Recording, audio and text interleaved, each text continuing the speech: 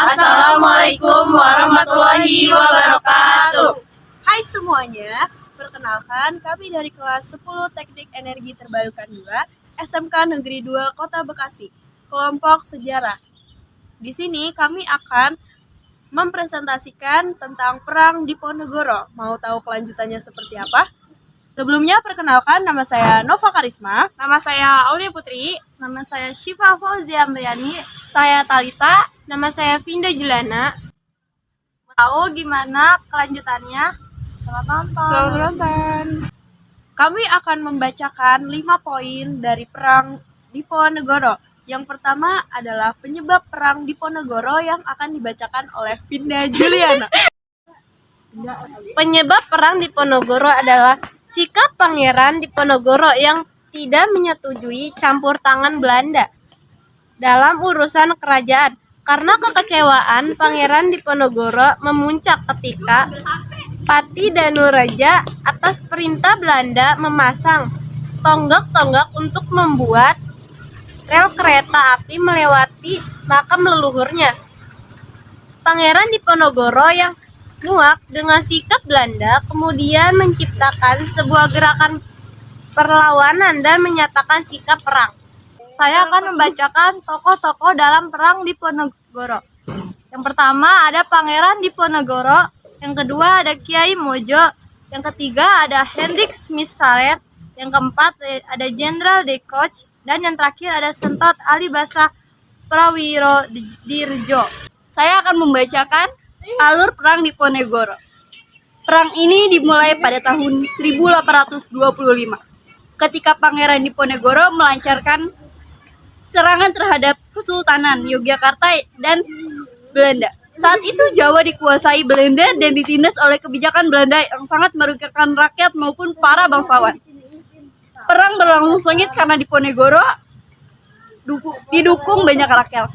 Namun Diponegoro tidak bisa mengalahkan Belanda karena tidak bisa menaklukkan kota Yogyakarta dan juga tidak bisa mengalahkan Belanda yang menggunakan sistem benteng yang membatasi gerakan Diponegoro. Saya akan membacakan kapan terjadinya Perang Diponegoro.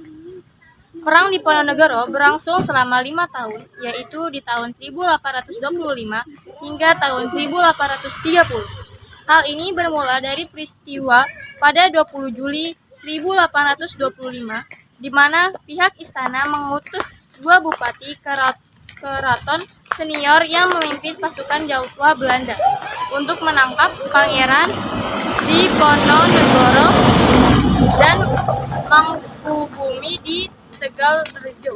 Saat itu Pangeran Diponegoro dan sebagian besar pengikut berhasil lolos, namun kedamaian di Tegalrejo habis dibakar. Pangeran Diponegoro bergerak ke barat hingga ke Gua Celarong di dusun Kentolan Lor, Buolsari, Panjangan, Bantul sebagai markas besarnya. Perang Diponegoro melibatkan berbagai kalangan mulai dari kaum petani hingga golongan priyayi yang menyumbangkan uang dan barang-barang berharga lainnya sebagai dana perang. Lalu selanjutnya ada akhir Perang Diponegoro.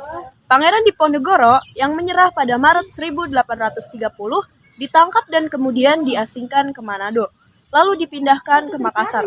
Pasukan-pasukannya yang tidak lagi memiliki pemimpin kehilangan semangat untuk berjuang.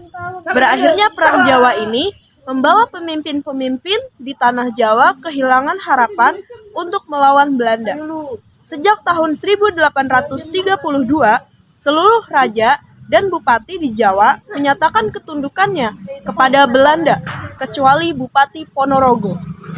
Sehingga semakin kukuh kedudukan Belanda di Jawa. Mungkin sekian dari kelompok kami. Bila ada kurangnya mohon dimaafkan.